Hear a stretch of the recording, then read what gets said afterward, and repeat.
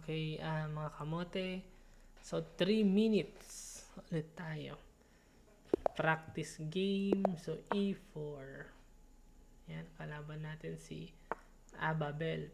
So, Karokan yung ating kalaban. So, dito, meron akong trap sa Karokan.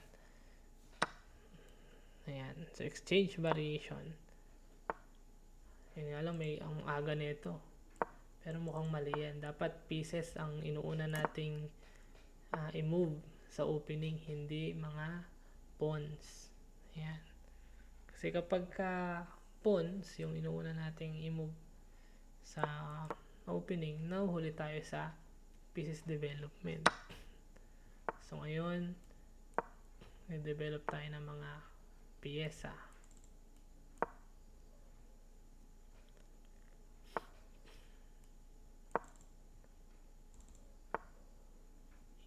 Yan. Queen lang dito. Bishop. Hindi gumana yung trap natin, kaibigan.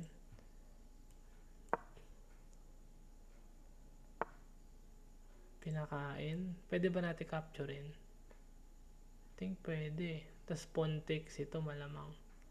Para mawala rin yung bishop na nakatingin dito sa king natin. Kasi ang balak, tatalon to doon. So, iuna natin ilundag na yung ating knight. Para sa next move, pwede natin i-kick yung knight kapag tumalon dito ng F3. So, pwede ba capturein to? Ayan. Parang helping yun, ano? Natulungan tayong iangat yung ating rook, kaibigan.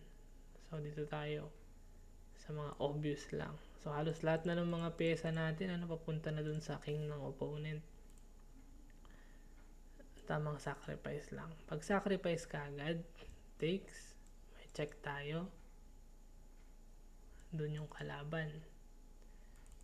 So, saan ba tayo sacrifice? Yan. Dito na kaagad. Hindi pwede tumalon yung knight kasi may mabilis na Queen H7, checkmate. So, dito mayroon ding threat kanina. May ganun. So, capture lang. Yan. Takes. Yan. Tapos meron tayong Queen H3. Yan. Checkmate. Yan. Medyo malalayo kasi yung mga pyesa ng opponent natin dun sa king niya. Yan. So, ang depensa na lang na natitira kasi sa king ng opponent is yung kabayo na lang. So, yan. So, good game, Ababel. Ayan. Yan. So, meron daw tayong isang brilliancy. Okay? So, yun lang mga kamote. So, thank you very much. Ayan. See you ulit sa ating mga next video. So, thank you.